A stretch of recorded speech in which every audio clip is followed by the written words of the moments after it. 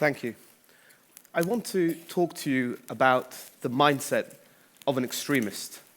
And it seems kind of disappointing to be having this conversation in 2015 when, at the start of 2011, I was filled with great optimism and hope. It seemed like the challenge and the fight against extremism and tyranny was really moving somewhere. The two most important figureheads of Al-Qaeda, Osama bin Laden and Anwar al-Awlaki, were both dead. And we saw these huge popular mobilizations across North Africa in a way that we had never, ever thought conceivable or possible. I went to Tahrir Square to witness the uprising there, and it made complete sense for me to go. I'd grown up in Saudi Arabia, spent 14 years of my life there, and so I counted a number of Egyptians as some of my closest friends. I wanted to witness their heroic struggle, and did so. Later, when the uprisings and unrest moved to Syria, I began to call my Syrian friends, who, again, I'd met in Saudi Arabia, to get a better sense of what was happening in that country and with the uprisings there. They told me remarkable stories of how protesters were taking to the streets, singing songs, demanding their freedom. They were met with a hail of bullets. People were arrested, disappeared, tortured, subject to sexual violence. But they carried on. When the uprising moved to an area of Homs, Homs was the epicenter of this uprising, I was put in touch with something called the Baba Amr Media Center. The Baba Amr Media Center was a group of activists within a district in Homs who were smuggling journalists into that town so they could tell the story of what was happening in Syria. The Syrian regime surrounded Baba Amr and sealed it hermetically.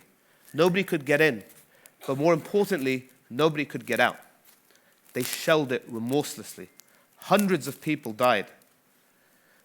You began to see at that point, by the middle of 2012, the lawlessness that was descending over Syria, the sheer desperation, the collapse of civil society, the sense that people were becoming desperate. No one knew what they could do to protect themselves, to protect their families, and that was the thing. It wasn't just the activists that were being targeted. It was anyone connected to them, a friend, a parent, a wife, a child. And in fact, just think of this. Yesterday marked the 3-year anniversary of the Ghouta massacre. That was a massacre that the Syrian regime committed, where it slaughtered with knives, not just men of fighting age, but women and children. So, in that context, with that desperation, with that sense of hopelessness setting in, only one thing was inevitable. That in that power vacuum, into that breach, one group of people were going to arise, the jihadists, and the black flags arrived into the Syrian revolution. A revolution lost and now surrendered between the false dichotomies of the tyranny of Assad and Islamic State on the other hand. What's so remarkable about what's happened in Syria is not just the territory that these groups have taken. It's not just the amount of land that they're now holding, which is staggering in and of itself, but it's the sheer scale of radicalization that we've seen globally. Part of my work at King's College now is to try and track the flow of foreign fighters into this conflict. We believe that there are something like 15,000 people who have made that journey to Syria from 90 different countries. There's a huge, huge, breathtaking scale of mobilization. It's very easy to just dismiss and to write off everyone who goes as a fanatical terrorist. Some of them clearly are. Some of them hold very strongly to the notion of what Islamic State is trying to create and of what it's trying to do. They've had long histories of radical activism and association in their home countries before migrating to Syria. But I've had an opportunity to talk to around about 100 people who've gone from Europe. And I'd say that there's a typology. There's one type, as I say, is the committed radical that I've just told you about. But the other type of person I found was people who were going in 2012 and 2013 who felt a sense of hopelessness for the Syrians. They said, look, the world has abandoned these people. No one helped them. No one came to defend them. So we've come to do it. I call them humanitarian jihadis. Then there's martyrdom seekers, people for whom the objective is to die as quickly as possible when they get to Syria. They believe that once they get there, if they die, they'll be martyred. They'll go straight to heaven.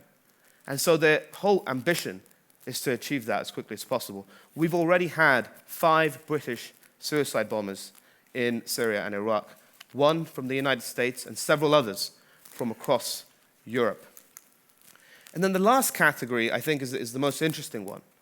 These are people for whom the conflict really speaks to a sense of their own adventure, their sense of self, their sense of masculinity, and it's a bit of fun.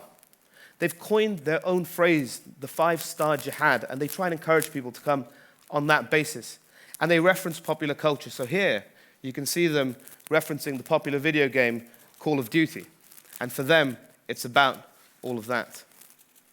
When I talk to these fighters, when I study them, when I look at their lives, I get it. I get the guy who's talking about the need for an Islamic state because they believe it's an obligation from God and because they believe it's going to be the only political power on earth that's going to stand up and defend Muslims. I understand the guy who says that the world abandoned Syria and that no one was there to defend them against a regime determined to kill every man, woman, and child that bore an atom's weight of resistance towards it. I get the guy who says that he'll go to paradise if he dies on the battlefield. And I understand and I sympathize with those who say, it's kind of cool. It's kind of fun to go out there and to do this. It's like a holiday camp for some of these guys.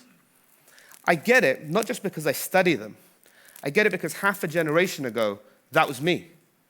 I joined a radical Islamic group after September the 11th called Hizb ut-Tahrir, which campaigns for a global caliphate, not too dissimilar to the one you see currently operating in parts of Syria and Iraq. The narrative was kind of similar at the time. We believed that there was a war in Islam, that the West was persecuting and killing Muslims, and now the United States was spearheading that campaign. And everywhere we looked, we saw Muslims dying. Afghanistan, Iraq, Palestine, Chechnya. There was a conspiracy and there was an attack against us.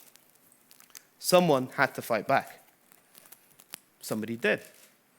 In 2004, there were the Madrid bombings. In 2005, there was the 7/7 terrorist attacks in London. And in 2007, my best friends blew up Glasgow Airport. We didn't think what we were doing was wrong. We didn't believe that what we were about was in any way questionable. Quite the opposite. Here we were defending our lives, our honor, our dignity, our religion from persecution and from oppression. What could be more just and noble than that?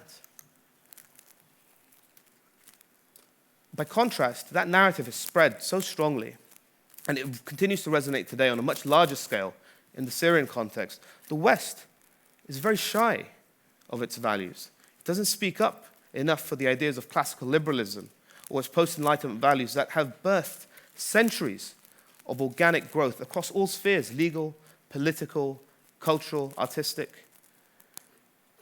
We're a little shy to speak about these values. We're unsure of them. They make us feel uneasy.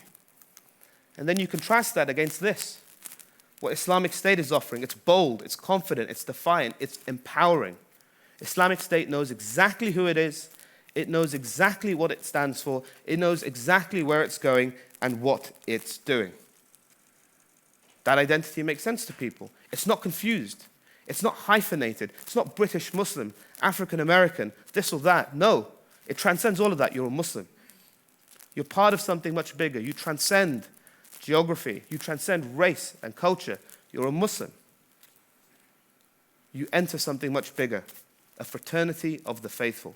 It's incredibly powerful and it's incredibly seductive for these young people. A lot of people talk about their journey into extremism. I haven't really spoken so much about mine, but I want to tell you about the flip side of that, the way out. I read a lot about this issue of identity because ultimately it all boils down to that, the sense of needing to belong.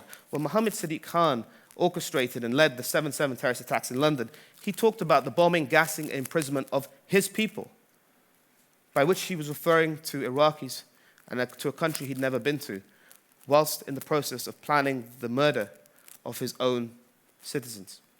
So it's about that sense of belonging. It's about making sense of that. I began to read about how Muslims could live in the modern era, about Islam's relationship with democracy, about modern sense of the civic self, and so on. That's all very convincing. It's all very interesting, but it's not enough. Your emotional ties are very strong. I had invested years of my life into Hizb ut-Tahrir. I knew that if I left, there would be huge challenges, emotional challenges, that if I leave, I have to give up my friends. That if I leave, I have to rebuild my life again from scratch and my identity. It's a very, very difficult process, and it's a very, very difficult thing to do. So I wanted to believe they were right. I wanted to re-engage with Hizb ut-Tahrir and to revive that, and I had to find a way of doing that. And then, a few weeks before I left, I thought I found that moment. The organization had put together a protest outside the Uzbek embassy in London to protest against human rights abuses in the country. And I thought, well, this is something I can absolutely get behind. So I went along to the protest, and I felt this was going to re-energize me, renew my commitment to the organization. And then, standing there outside the embassy, I made two realizations, which will sound really simple. It's almost embarrassing to stand here and say, I realized these two things. But actually, at the time, it was a revolution in my mind. The first was that you can still stand for all the same things you always stood for. Stand against oppression, stand against tyranny, stand for people who are suffering injustice without being a member of Hizb ut-Tahrir. In fact, here we were trying to replace one tyranny with another. So I still believe in the same things. I want Assad to fall. But I don't want Islamic State or the other jihadists to succeed. I want to back and be with the people in the middle, the ordinary, suffering Syrian who just wants to live a free life. And the second realization I made was that it was only the secular state, secular Britain, that was allowing me to do this and to propagate these views whilst there. And it was only the secular state that was going to guarantee the rights of everybody to live the life that they want to live and to be who they want to be. It was only that secular and neutral space that was going to allow me to live my life the way I wanted to and to be who I wanted to be. And the moment that penny drops, the moment you have that realization, you understand that you have an idea that is far more powerful and far more seductive than the extremists could ever offer. Thank you.